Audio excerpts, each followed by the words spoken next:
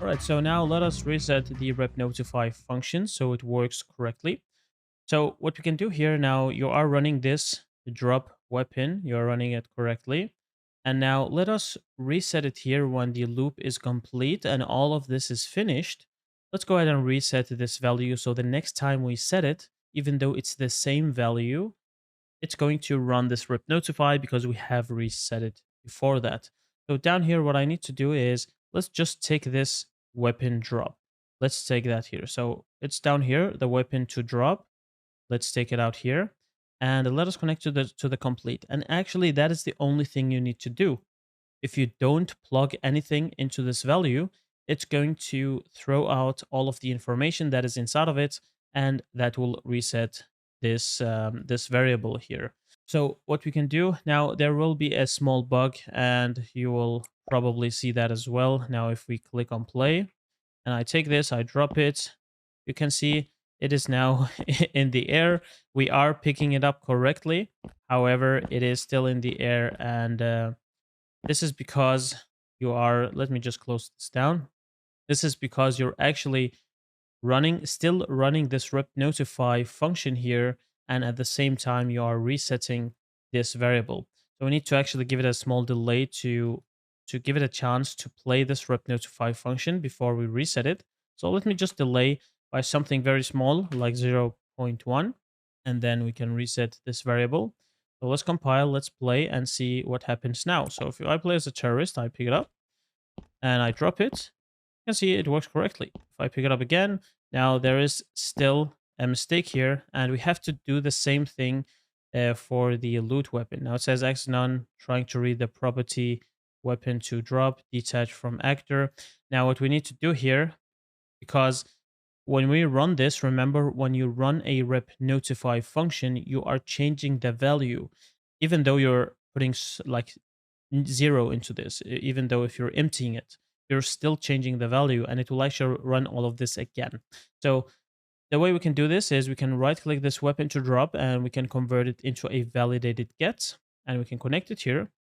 And whenever it is valid, we can go ahead and connect and run this code. Whenever it is not valid, meaning this here, whenever we don't plug in anything into here, this will make this not valid, and we don't do anything if it is not valid. So let's compile and see if that actually fixes the issues before we continue. So I can drop it here, I go into it, and you can see it is still invisible, and we have to empty the other variable. However, you can see we don't get any errors, so these are fixed. Let's go back now. Let's go up to the looted weapons. So this one we need to reset as well. Remember, this is also set to the same variable because you're looting the pistol over and over again. Now for this one, what we can do here, remember we have this is not empty. So we're checking if the overlapped weapons array is not empty or is empty or not.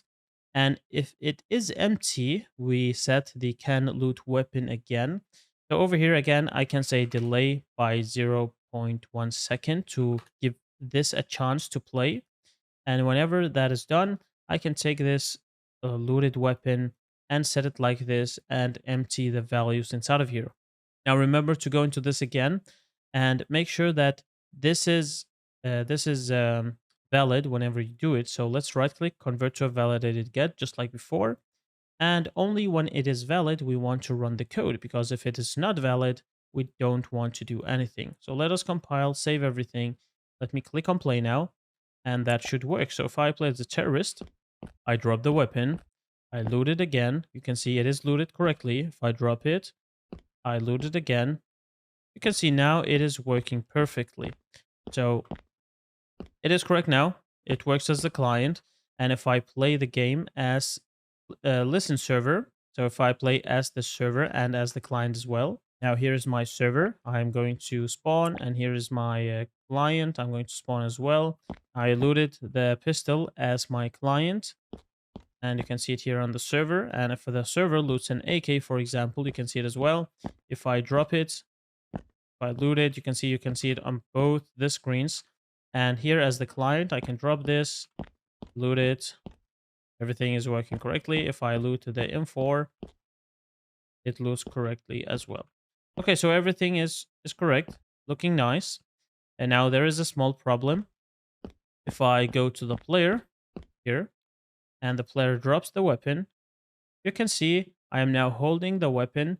However, as the player, as the client, I cannot see anything. But as the server, you can see I can see the AK.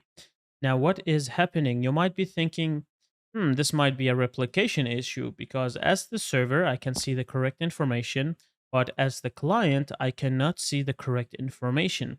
So this might be like a replication issue because you can see on the ground, I can actually see the weapon. So there is something wrong. Now, I would not suspect a replication issue because I can actually see the weapon on the ground. If it was a replication issue, the weapon should be on my back because then it thinks that I have something in my hand already and it would put my AK on my back. But for some weird reason, the weapon is actually on the ground and here it is in my hand. And the problem is most likely that you are looting the weapon. So, as the other player, you're actually looting the weapon before you have had a chance to play all of this code in the drop weapon. So, let us actually do that in the next lesson. Let's fix this issue.